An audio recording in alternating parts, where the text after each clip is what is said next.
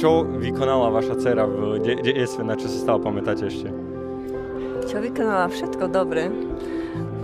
Toto, čo dobre je v nej, dúfam, že aj toto dobre v nej ostane. Myslím si, že to bolo dieťa šťastené, lebo nám vždy prinieslo do domu slnko. A keď odchádzala, si myslím, že o to slnko zapadlo. A to asi pocítila každý z nás.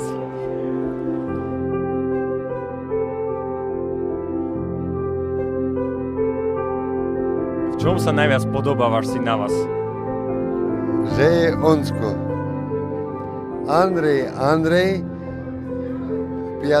pokolenia a toto, že má najväčšiu zásadovosť, je lepší jak ja. Čo si za umiení toto splní, ja som bol taký, ale on je ešte pedantnejší na to, čo ja som bol. No raz ma zjazdí, všetko, oci, nerobíš dobre, urob to lepšie, urob to toto. A som hrdý na to, že je lepšie jak ja.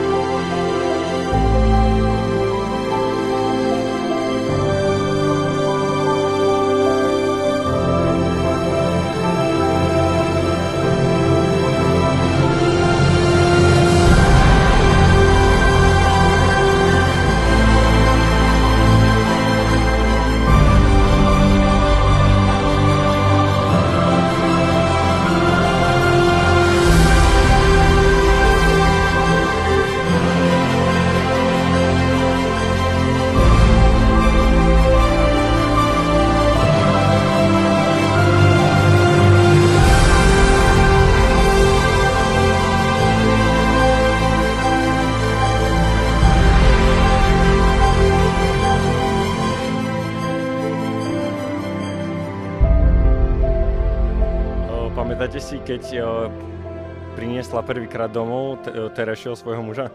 Samozrejme, mám prehľad o týchto veciach, takže to nebol ešte manžel, ale to bol frajer a prišiel do nás tým, že ona vždy hovorila, že len odchádza za niekým, ale meno mi nepovedala. Až potom raz prišiel, že idú tancovať, no a raz, druhýkrát, tretíkrát, tak som sa už potom asi ja, myslím si, ono už prišla na to, že to asi nebude kamarát, ale dačo viac.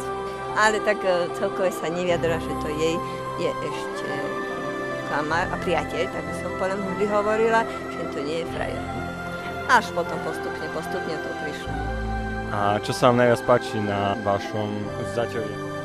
No hlavne ten úsmev.